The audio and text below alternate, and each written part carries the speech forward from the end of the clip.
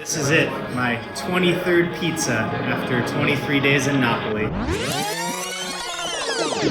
That's right, I spent the better part of a month in Naples, Italy, the birthplace of pizza, known for having some of the best pizza in the world. And while I was there, I ate almost an entire Neapolitan pizza every single day. We kicked off our first night at a restaurant in our new neighborhood of Chiaia, where I ate 7 slices of a Margherita pizza and gave 1 slice to Lexi. For lunch the next day, I ate 7 slices of a sausage and broccolini white pizza. Wasn't a huge fan of this flavor combo, but I'm glad I tried it. This is also where Nala discovered her love of pizza. We had our next lunch over by the sea, where I was weak and only ate half a diavola, along with some appetizers. Given that we were in the birthplace of pizza, I vowed to go way harder for the rest of our time there. The next day for dinner, we tried to go to that famous Sorbillo place over on Spaccanapoli, but after waiting in a massive crowd of tourists for a while, we gave up and I ate 7 slices of funghi at a less popular restaurant. By the way, unless I mention otherwise, these pizzas are all around the same size. This isn't like pizzerias I'm used to in the US, where you get to choose between 3 or 4 sizes. Here in Naples, you just get 1 size, and it's always around 12 inches in diameter. Moving on, the next day we got dinner at 50 Kalò, where I ate half a margherita and half a diavola. You can tell I'm excited for this one. With a lighter crust than most and perfect sauce and cheese, this was my favorite one so far. The next day we went down to Sorrento, where I had 7 slices of a margherita con bufala. This was some shitty tourist pizza with crust that was way too hard. Okay, it wasn't actually a bad pizza, I just have sky-high expectations now. Our next lunch was in Capri, where I had 7 slices of prosciutto and funghi. Given how touristy the area was, I expected something like yesterday, but this one actually tasted way better than it looked. Also, fantastic view. The next day for dinner, we went back to Sorbillo, the one we gave up on last time. This time we went before the dinner rush and walked right in. I had half a Rodolfo and half a Diavola, which was the spiciest pizza I've had so far, although the bar for spice in Europe is pretty low. Quick note about the slices, none of these pizzas are cut for you. You have to cut it yourself with a fork and knife, which can sometimes be a little tricky when the pizza is slightly larger than the plate they serve it on. I cut them all into 8 slices, so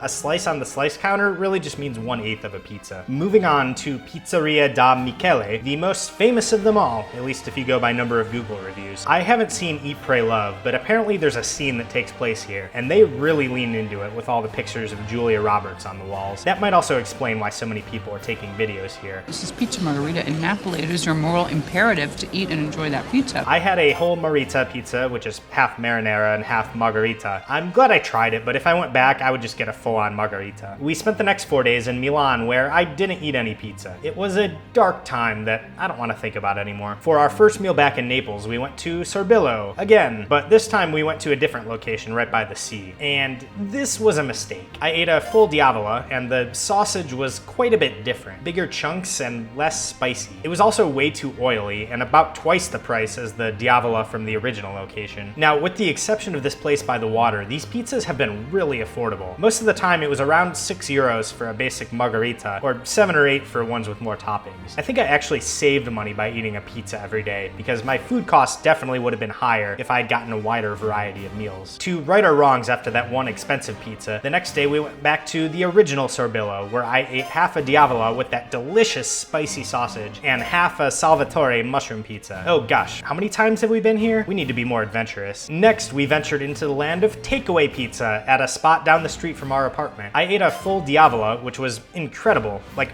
honestly, just as good as eating at an actual restaurant. Also, from the moment I ordered, I literally had a pizza in my hand in under 4 minutes. Which brings me to my next point. These pizzas cook fast. All the places we went to have that traditional wood-fired brick oven where the 900-degree heat can cook a pizza in about 60 to 90 seconds. All right, 12 pizzas in, and we're just past the halfway point. After experiencing the sheer efficiency of takeaway pizza, I got lazy and started getting them all the time. I tried a different spot in the neighborhood where nobody spoke English, and I accidentally ended up with a folded pizza with mushrooms and sausage. Half of this was for Lexi, but she didn't like it, so I ended up eating 3/4 of this pizza, and also half a diavola. The next afternoon, we were down in Positano, where we saw what was actually the first pizza cutter we had seen all month. And that's how you know this place is touristy as hell. Seeing that scared me away from this pizza, so I got got pasta instead. I was also kind of hitting a wall at this point and didn't really want pizza that day to begin with, but Lexi encouraged me to keep going, so that night I ate 5 slices of diavola from the first takeaway place we tried. Different box design, but still the same pizza. After this weird off day, I was actually excited for my daily pizza again. I got takeaway from another new spot and ate 7 slices of a margherita and 1 of a diavola. I don't really think this one stood out, but it was one of Lexi's favorites. After this, I ventured into uncharted territory and made a frozen pizza from the grocery store. Back home in Chicago, there's a ton of frozen pizza options, and some of it's actually really good. Given that we were in Naples, I had high hopes, but this one was garbage. Not very good.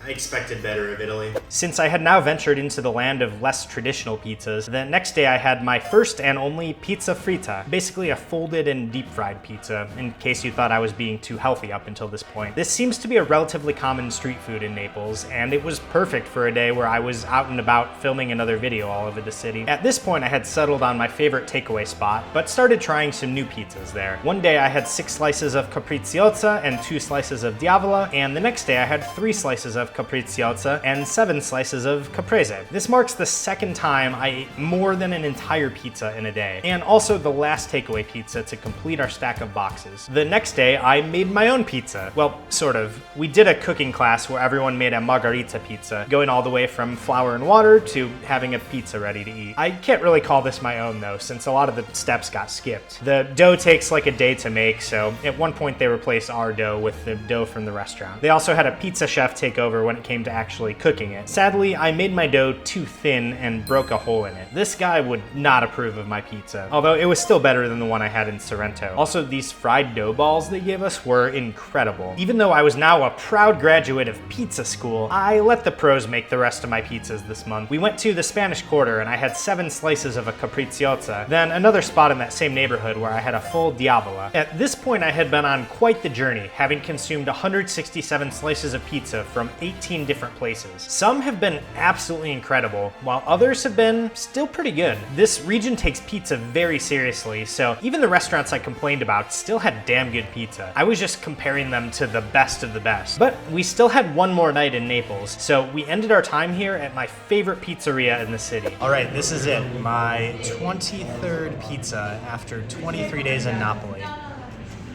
I've got a classic margherita here from Kalò. Ready to dive in. Eating my favorite pizza once more, along with a mind-blowing tiramisu, was the perfect way to end our stay in Naples. After leaving Italy and moving on to countries with inferior food, I still think about pizza almost every day. You'd think I'd get sick of it, but other than that one day where I sort of hit a wall, I really didn't, and I've been craving it ever since I left. And although I can't read minds, I imagine Nala feels the same way. Now, despite what it might look like, I did do way more in Italy than eat pizza. So subscribe to the channel to see the rest of our Italian adventures, and I will see you in the next one.